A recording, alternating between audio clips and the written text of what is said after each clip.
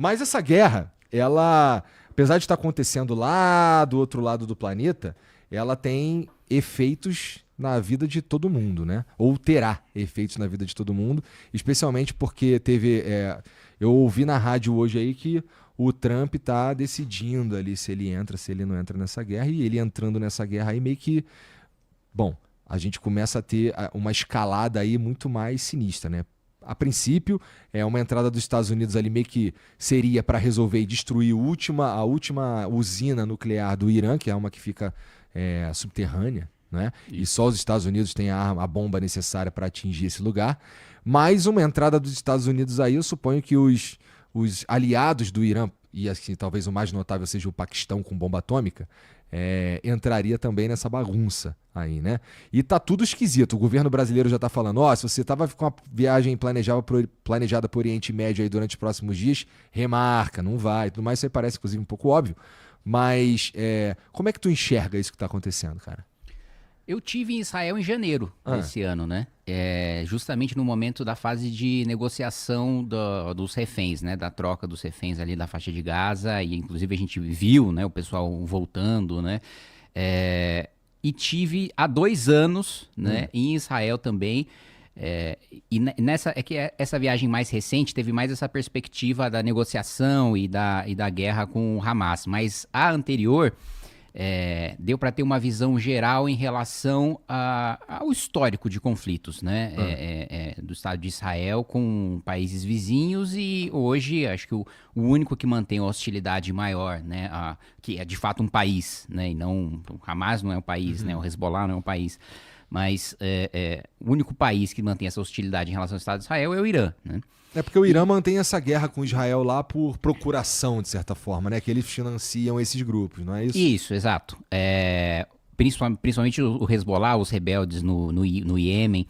Mas, da minha perspectiva... Aliás, o Brasil tem uma participação, né, nessa história do enriquecimento de urânio. Porque lá em 2009, 2010... o Obama chamou o Lula e chamou o Brasil e a Turquia, né, para fazer a negociação do acordo nuclear com o Irã, né? E o acordo era o Irã mandar tantas toneladas ali para ser enriquecido na Turquia, então ele não teria o controle total dentro do próprio território para de fato utilizar o urânio para fazer a bomba atômica e para os fins médicos e de energia nuclear, que é o que eles estavam dando a desculpa, né?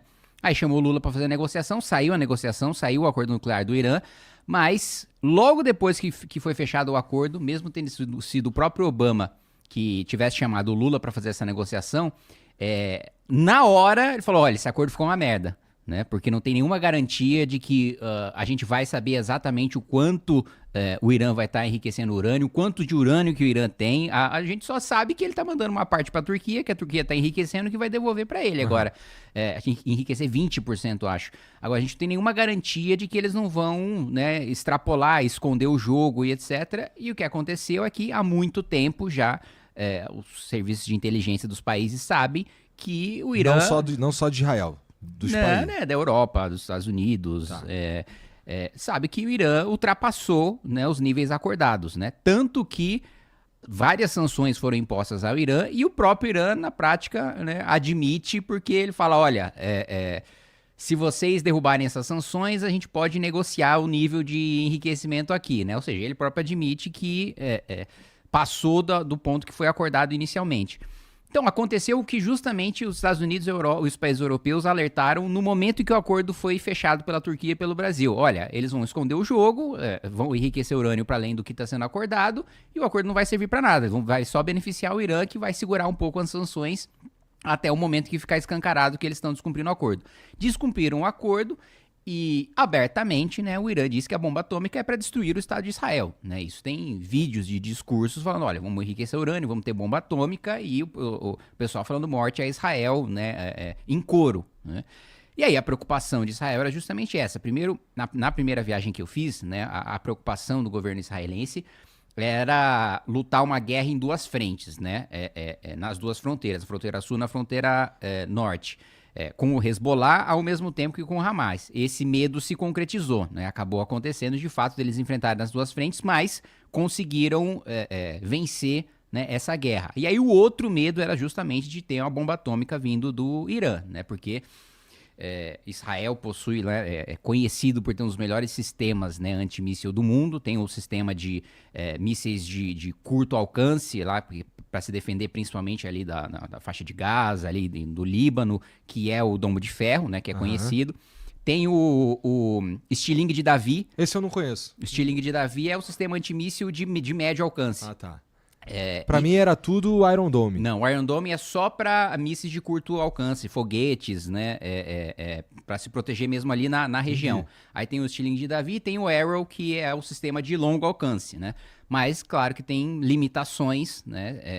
Em relação a mísseis de cruzeiro, que eles não têm toda essa capacidade de segurar tudo. Tanto que, né, Israel foi atingido até, salvo engano, hoje ou ontem, um hospital, que aí o Estado de Israel falou que, enfim, tinha ultrapassado de todos os limites ali o ataque do Irã. Mas, enfim, todo esse conflito começa agora porque Israel falou, olha, chegou num ponto em que eles estão prestes a ter a bomba atômica. E se eles tiverem a bomba atômica, eles vão lançar aqui. Né? E aí não tem sistema de antimíssil que a gente consiga garantir a segurança da existência do nosso Estado. E aí eles fizeram esse ataque.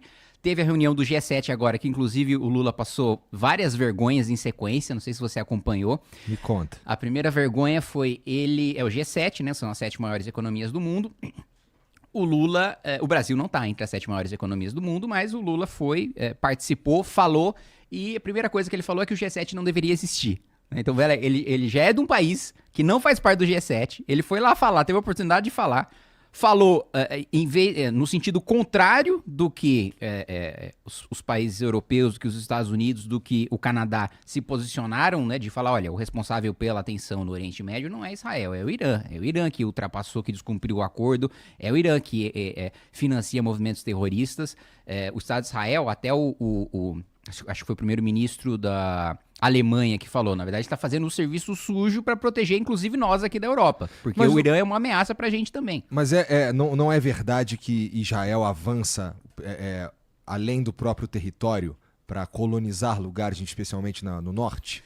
Não, porque, vamos lá, o território, quando foi criado, né, foi recriado, né, o Estado de Israel ali na Convenção da ONU, que inclusive foi presidida por um brasileiro, lá Oswaldo Aranha, era um território menor do que o que Israel ocupa agora. Mas por que houve a expansão do Estado de Israel? Porque todos os países muçulmanos em volta, né, invadiram o Estado de Israel, declararam a guerra ao Estado de Israel, e Israel venceu, né? Venceu, e aí nessa vitória ele tomou parte ali de Jerusalém, que antes pela convenção da ONU lá era para ser um território internacional. Essa é aquela guerra do final dos anos 60? E aí eu acho que é a guerra dos 6 dias, salvo engano. Tá. Se eu não estiver falando besteira, acho que é a guerra dos 6 dias. Tá. E aí, o Estado, inclusive, por exemplo, o território de Gaza, né?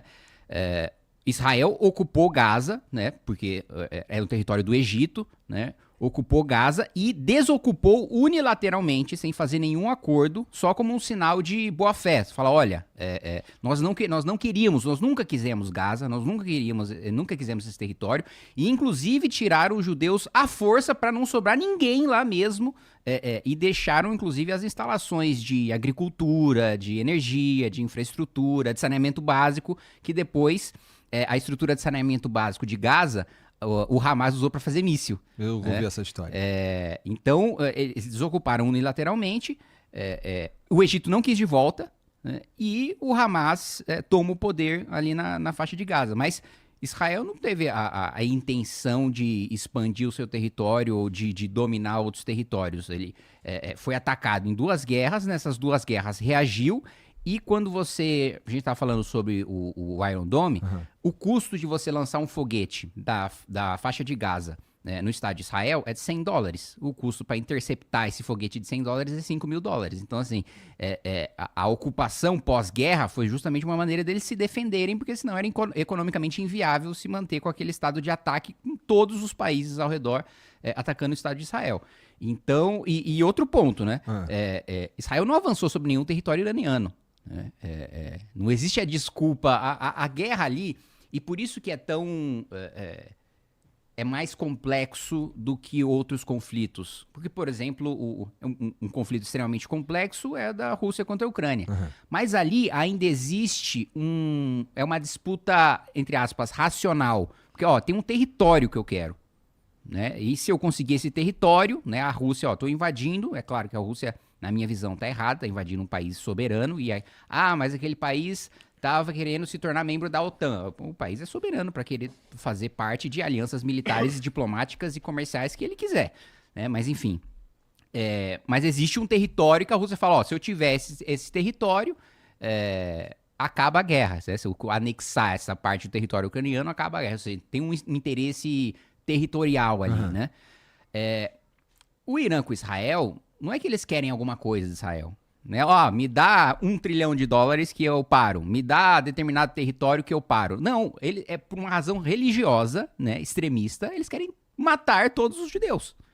Não será que é religioso? Mas é isso que eu acabei de falar. Mas será?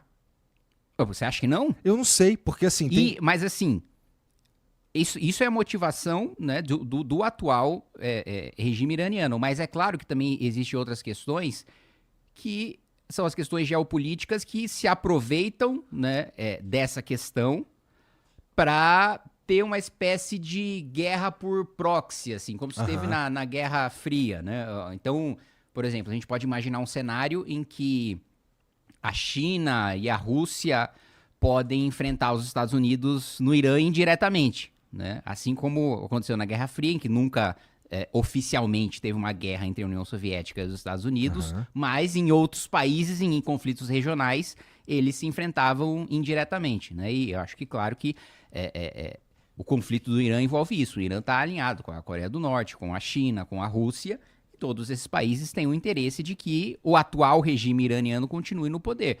E aí entra numa questão mais complexa ainda, da disputa de poder dentro do próprio Irã. Né, que aí também tem, enfim, foi derrubado um regime lá décadas atrás que existe uma parcela da população que quer que o regime que foi derrubado volte e que caia o regime atual. Né, e que não é do interesse nem da Rússia, nem da China, nem da Coreia do Norte de que o regime atual caia, porque o regime atual é aliado né, desse... E o outro é aliado dos americanos. E o outro é aliado dos americanos e dos países europeus. Né? Entendi. É porque, assim, o Israel, assim, a informação que eles tinham de que os caras estavam enriquecendo urânio por volta de 80 e tantos % já, não é? Sim. Aí eles começam um ataque sexta-feira passada, né? E aí, cara, começou uma loucura ali, que eu tava vendo os vídeos lá dos mísseis caindo, e é assustador, meu irmão. Assustador. Você falou que o Irã atacou um hospital em Israel, né? Israel, ao atacar o Irã, os principais alvos dele de Israel era o quê? Era as usinas nucleares? Eram alvos militares, né? Líderes militares e instalações militares do Irã, infraestrutura militar também, e os cientistas também que faziam parte do programa nuclear, e as estruturas também que estavam sendo utilizadas para enriquecer urânio. Mas como você bem disse, né, a informação que se tem, né, também posso estar enganado, mas é de que tem lá a 50, 60 metros de profundidade, né, o enriquecimento de urânio, e que Israel não tem uma bomba capaz de atingir essa instalação. Só os Estados Unidos, que tem uma bomba que aliás, nunca foi usada numa guerra real, só foi utilizada em exercício militar, que é capaz de perfurar, se não me engano, 60 metros antes de explodir. Né? E aí seria capaz de destruir essa instalação. Porra, que é uma bomba muito sinistra. Mas é que a entrada dos Estados Unidos... Você acha que o Trump entraria nessa dança aí, cara? Eu acho que sim. Ele tem um interesse ali naquela região ali, um interesse muito, que não tem nada a ver com religião, por exemplo. Não tem. Mas o ponto é que, esquecendo os atores externos, né, o conflito ali, do ponto de vista pragmático, é insolúvel. Porque é uma questão de eu quero te destruir, não quero nada de você. Quero que você deixe de existir, entendeu? Aí fica difícil qualquer tipo de acordo de paz, fica... E nesse sentido, é isso também que dificulta, por exemplo, a criação do Estado palestino, cara? Cara, e o Estado palestino é outra questão que envolve... Eu tive a oportunidade, nessa primeira missão que fiz a Israel, a conversar com um advogado que ficou 20 anos trabalhando em termos de negociação para a criação do Estado palestino, né? Aham. E ele fala o seguinte, olha, só ali em Jerusalém, né, no Santo Sepulcro, Ah. é uma área que é sagrada para judeus, é uma área que é sagrada para cristãos, é uma área que é sagrada para muçulmanos. Hoje, né, a autoridade palestina, né, que tem ali o controle da Cisjordânia, não abre mão na negociação, em havendo a criação do Estado palestino, de ter o controle, né, ali da região do Santo Sepulcro. Aham. Assim como Israel também não. Assim como hoje, que tem uma divisão lá de 5 ou 6 religiões diferentes, que tem divisões de setores ali em Jerusalém, também não abre mão. Então ele falou, olha, isso é um ponto que nunca vai haver concordância, porque é um local sagrado para todo mundo, né? Igual a esse local, existem outros 23 que nenhum dos lados abre mão. Então, na opinião dele, né, isso nunca vai acontecer. Nunca vai ter um acordo para ter um Estado palestino, porque existem... Isso eu tô só falando da questão religiosa de locais sagrados. Eu ainda não tô entrando na questão comercial, militar, diplomática. Eu tô só falando de 23 pontos em que nenhum dos dois lados abre mão de nenhum jeito. Se tivesse um, já seria muito difícil. Aham. Pois é, que situação sinistra, cara. E aí quem sofre pra caralho lá... inclusive, cara, a gente tinha aqui... A Yas ia viajar pra lá, pro Líbano, levar o pai dela e tal, com um bagulho que ela tinha programado há um tempão, e simplesmente não vai ter como ir pra lá, porque os mísseis estão voando por cima do Líbano. Sim. Né? E no Líbano tem o Hezbollah também. Então, muito sinistro mesmo a situação lá. E assim, se a gente for falar de implicações que isso teria pro resto do mundo... O que tu acha? Dá pra prever alguma coisa? Tipo, vamos dizer que os Estados Unidos entrem nessa guerra.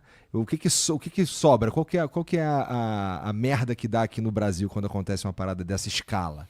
Dá pra prever ou é difícil pra cacete? Eu acho difícil. Eu acho que assim, no primeiro momento, o Brasil, ele tá bem posicionado porque tendo um endurecimento, né, tendo uma tensão maior entre os Estados Unidos, a União Europeia e China, Rússia, né, principalmente China e Rússia, o Brasil ele não tem inimizade, né, suficiente nem com Rússia, nem com China, nem com os Estados Unidos, nem com os países europeus, a ponto de ter as suas relações comerciais prejudicadas. Então, se os Estados Unidos deixam de comprar da China, se a China deixa de comprar dos Estados Unidos, o Brasil vende para os dois, né? Agora, isso em termos diplomáticos, né, a gente estaria bem posicionado. Agora o nosso setor produtivo está destruído, né? E quem mais tem se beneficiado dessas tensões são os países do Sudeste Asiático, né? Eu tive no ano retrasado em Singapura, no Congresso da ASEAN, que é ali a região onde tem os países do Sudeste Asiático, e Singapura, Indonésia, Vietnã, vários países da região têm crescido muito, né? Produzido para exportação, pensando se aproveitando dessas tensões, mesmo antes da guerra das tarifas, você já tem uma dificuldade, você já tem barreiras comerciais entre os dois países, e mesmo com a guerra na Ucrânia também, a limitação que você tem do comércio da União Europeia com a Rússia e os países do Sudeste Asiático estão aproveitando muito porque os caras se estruturaram para ter um setor produtivo voltado para exportação, que agora está colhendo seus frutos, né? E o Brasil, enquanto isso, assim... O Brasil ficou para trás, Igor, nos últimos 40 anos, em todos os setores, assim tirando a aviação, tirando o agronegócio, todo o resto que você olha... Quando a gente não nem se compara mais com um país desenvolvido, comparando com os nossos pares em desenvolvimento, comparando com quem era mais pobre do que a gente, com quem tinha mais analfabetos do que a gente, com quem tinha maior mortalidade infantil do que a gente, comparado com todos os indicadores, cara, é difícil olhar para outros países em desenvolvimento e encontrar um que tenha ido tão mal quanto o Brasil. Você olha... Nos últimos... 40 anos. Nossa...